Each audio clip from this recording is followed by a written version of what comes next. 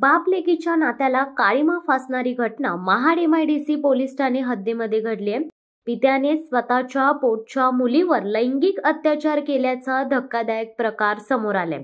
आरोपीवर Mahad MIDC police ठाण्यात POCSO अंतर्गत गुन्हा दाखल करण्यात आलाय। या घटनेमुळे रायगड जिल्ह्यात एकच खळबळ उडाली आहे। याबाबत सविस्तर वृत्त असे की पित्याने स्वतःच्या मुलीवर 2017 पासून स्वतःची मुलगी ही अल्पवयीन असल्याचे माहिती असून देखील तिच्यावर वेळोवेळी लैंगिक अत्याचार केले। वारंवार होत असलेले लैंगिक अत्याचार सहन न झाल्यामुळे पीडित मुलीने अखेर पोलीस ठाणे गाठले आणि स्वतःच्या बापाविरोधात महाड MIDC पोलीस ठाण्यात गुन्हा दाखल केलाय। बापाने केलेल्या या धक्कादायक कृत्यामुळे संपूर्ण परिसरामध्ये खळबळजनक वातावरण निर्माण झाले आहे।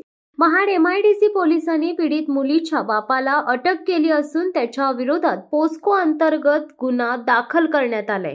महाड उपविभागीय पोलीस अधिकारी शंकर काळे व महाड MIDC पोलीस ठाण्याचे सहाय्यक पोलीस निरीक्षक जीवन माने यांच्या मार्गदर्शनाखाली पोलीस उपनिरीक्षक समीर सुर्वे या संपूर्ण गुन्ह्याचा अधिक तपास करीत आहेत।